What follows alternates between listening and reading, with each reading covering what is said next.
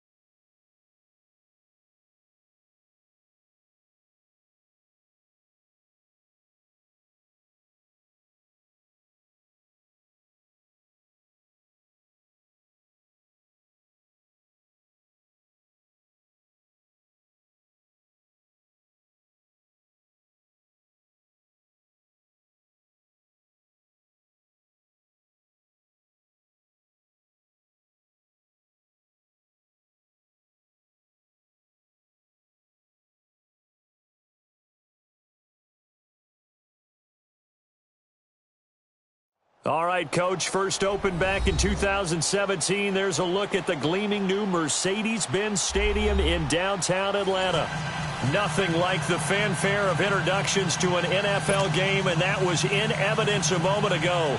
Fireworks, pyrotechnics, you name it. This crowd is ready as their guys get set to match up between the Dallas Cowboys and the Atlanta Falcons. That'll be taken in the end zone. And no run back here. This will be a touchback, and it comes out to the 25-yard line.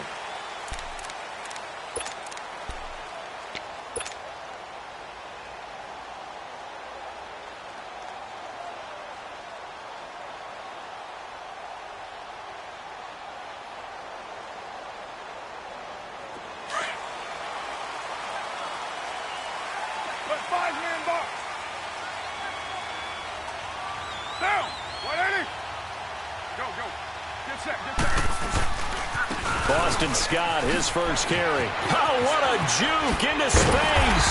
And he's taken down, but able to slip across the 35. Right off the bat, it's a first down to start the drive, 12 yards. And that's a run that'll energize an offensive line. They'll take that one all day long. Fundamental breakdown by the defense. You've got to be able to make plays on the edge. Line of scrimmage, the 37 on 1st and 10.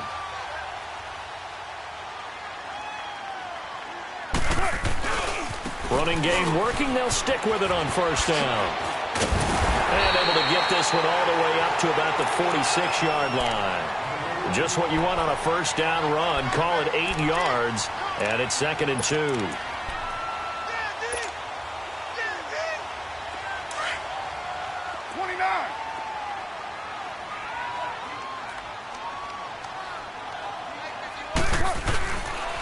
On second down now. Scott, and he'll be brought down at the 48-yard line. It's a pickup of 6 and good enough to move the chains. You were telling me this yesterday. This is exactly what they want to do on the opening drive, establish the ground game. Yeah, remember our conversation. We were talking about what one of the GMs in the league has told me repeatedly. It's a big man's game, and it's not necessarily size. He's talking about playing some big boy football. Line up, get leverage, knock people back, and establish the run early. OP.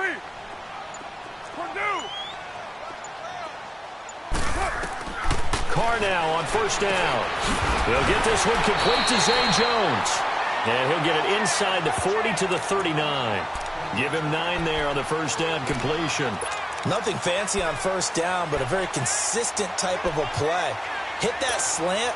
A lot of people call it an extension of the running game, and it can be if that pass is completed, because you hit a guy on the run like that, he often can go for big yardage. Sets him up nicely for second down, staying ahead of schedule. To throw, it's Carr.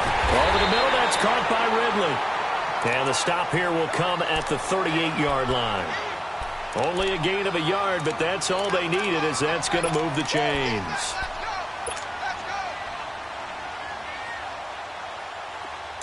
Stews right. White Monday down. Carr now on first down. And he will find Ridley. That's complete.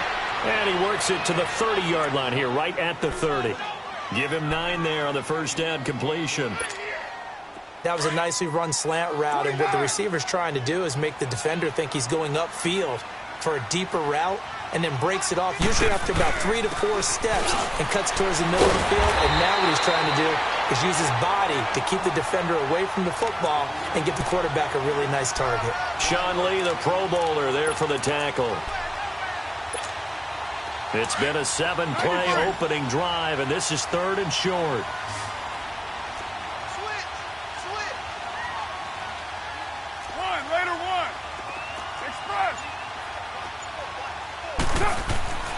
Throwing now is Carr.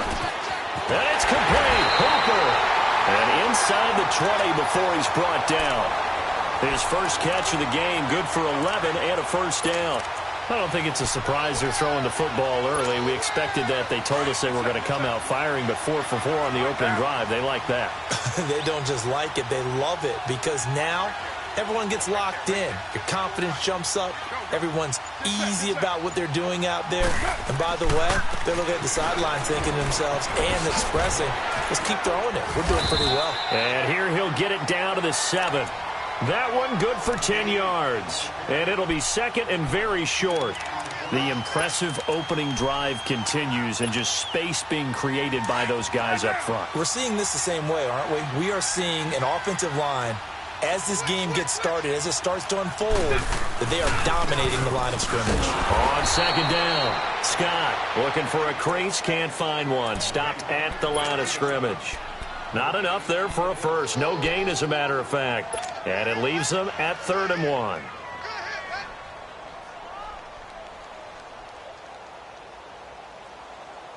So play number 10 now coming. It's been a long opening drive, but this is 3rd down.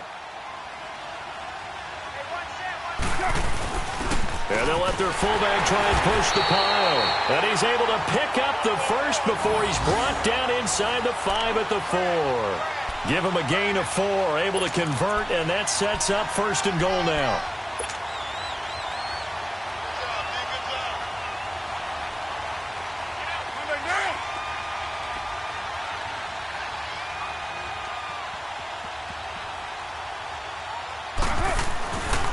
They'll try and run for it on 1st and goal. And he'll go backwards, losing yardage to the 5. It's a loss of a yard there, and now 2nd down. I know the scouting report on him is that he doesn't possess the eye discipline to be an elite linebacker. And what that means is his ability to read, react, and make a play. But on that one, he looked like one of those guys. He's going to get it running right. And not a whole lot there. He does get a couple, taking it from the 5 down to the 3. And now a timeout called by the Cowboys defense. They'll have 2 remaining as we step aside here in this first quarter. This Cowboy defense trying to hold them out of the end zone. They've run it to 3rd and goal.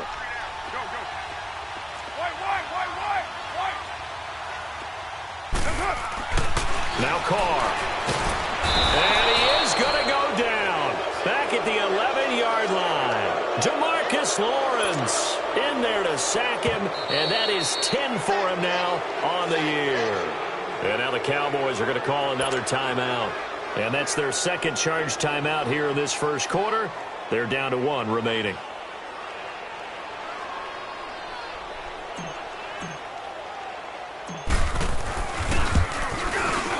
And Gostkowski's kick is good. And the Falcons are out to a 3-0 advantage. Well, that will go down as a 15-play drive, and it results in 3 points. So some disappointment? It's funny. We had our conference before the game with the offensive coordinator. What did he tell us? I just want every drive to end in a kick, right? An extra point, a punt, or a field goal. Well, in this case, I think it is a little bit of a disappointment because it did end in a kick, but that type of a drive should end in the end zone. Yeah, this is going to put them back with not great field position. So they really got zero benefit at all, right? Sometimes you can absorb a penalty when you get a big return. Then the penalty brings it back, but you still have great field position. As you pointed out, not in this case.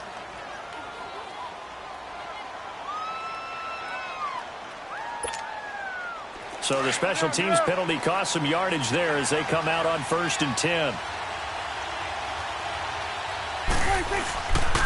They'll try to sweep it alley-oop, and he'll lose yardage here. Back at the 11, he goes down. A loss of a full 3 yards, and now it's 2nd down. I know when I was a kid, I always got real excited when I saw those lateral-type runs. But the best backs that made it happen, they put into double coverage, and it's intercepted. Ricardo Allen with a pick. And he is going to get this one back to the 20-yard line. Well, they didn't exactly show patience there, did they? Just down a score, they come out firing right away and compound things by throwing an interception. They put their defense in a really tough spot.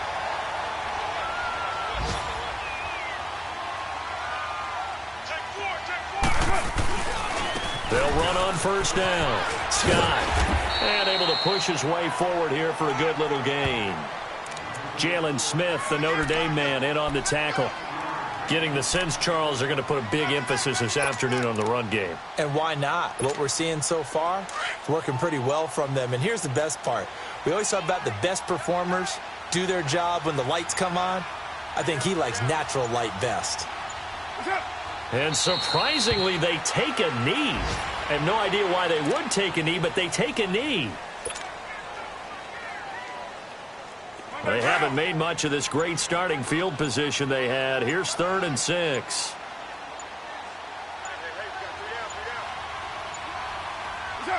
And a curious play call here, to say the least. Thought it might be a trick, but no, he actually goes down to a knee. Alongside Charles Davis, Brandon Gaudin, it's the Falcons in possession to begin